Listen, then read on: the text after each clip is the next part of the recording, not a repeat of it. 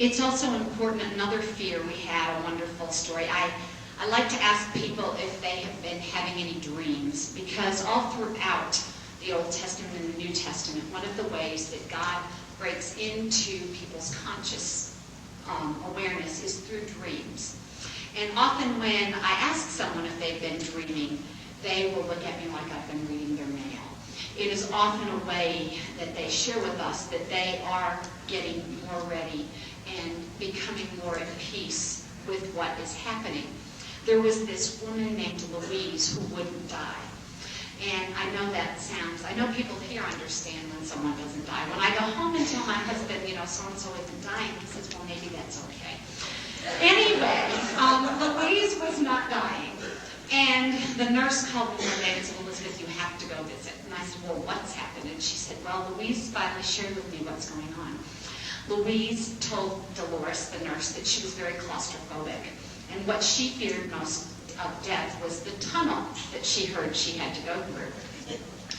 And I said, well, what did you tell her, Dolores? And Dolores said, well, I told her, she's a very Christian woman. I told her she needed to pray about it.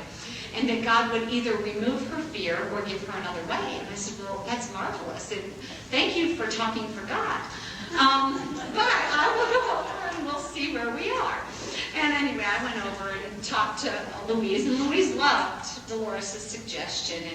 And we had more prayer and talked about her fears. And I assured her that the majority of our patients die very peacefully. And that usually gets worked out. And so a few days later, we got the call that Louise had taken a turn for the worse, and as we like to say at hospice, they are FTD, which means fixin' to die. It's the only time as a good Yankee that I use that word, fixin'. But it just means that blood pressure, all the physical things are changing. And I went over and I asked Louise, I said, what's happened?